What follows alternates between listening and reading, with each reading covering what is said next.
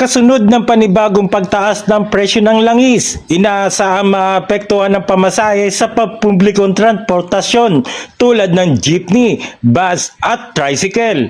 Ayon sa ilang transport groups, naman po ako dahil mas nakakatulong rin po yun sa mga ating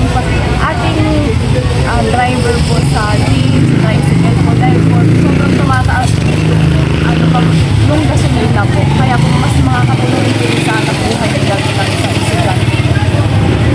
Sa ngayon naman, wala naman po tayong problema. Kumbaga iniisip lang natin baka dumating, mas okay po. Kung sa akin, mas okay po na na nararamdaman pa natin tumataas, wag lang yun talagang totally mauubusan tayo ng stock kasi mas mahihirapan tayong lahat. Kaso nga lang, syempre, apektado tayo lahat ngayon. Kasi kasabay ng pagtaas ng produktong petrolyo, kasabay din lahat ng pagtaas ng pangunahing pangailangan natin mga mamamayan, kagaya ng bigas, gasol, bilihin, gulay.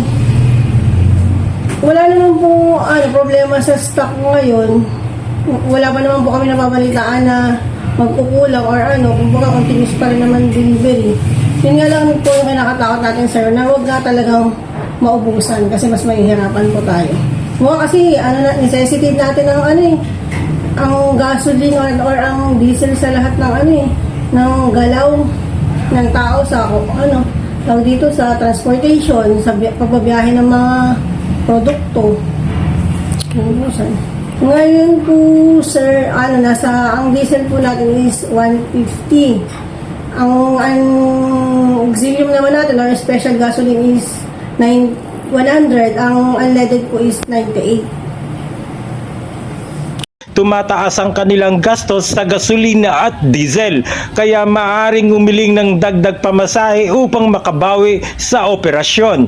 Tungkol sa posibleng fare hike, pabor ang ilang jeepney driver sa dagdag singil, habang ang mga tricycle driver mula sa Matoda ay plano pang pag-usapan ito sa pulong ng kanilang asosasyon.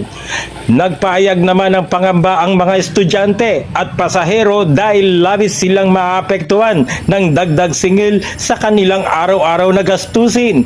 Naglunsad ng libreng sakay ang LGU Maribeles at Maribeles PNP para sa mga pasaherong taga Maribeles Upper bilang pagkikiisa sa pagtaas ng gasolina at diesel. Pinapayuhan ng mga pasahero na maghanda sa posibleng dagdag singil habang patuloy nagbabago ang presyo ng langis sa merkado. At yan ang balita mula rito sa Bataan. Ito si Ryan George nag-uulat para sa broadcaster ng DWBL.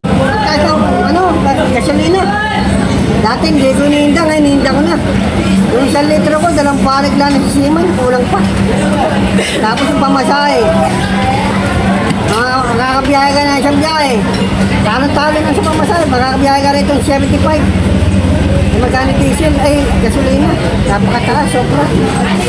Saka hihindahin mo talaga. Sa sobrang hirap ng pamasahe. Yung karamihan nga, naglalakad na lang.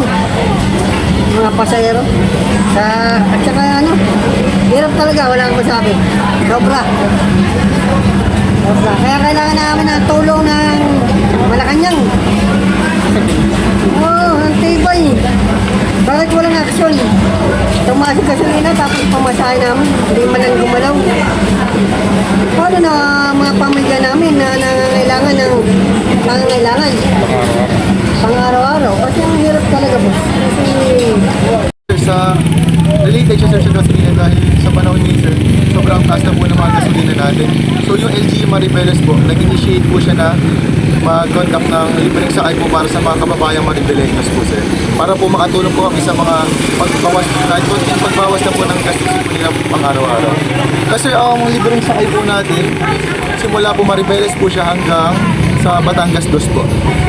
Balikan po siya sir, kung hanggang parang 6 to 8 or hanggang may maisasakay po kami sir.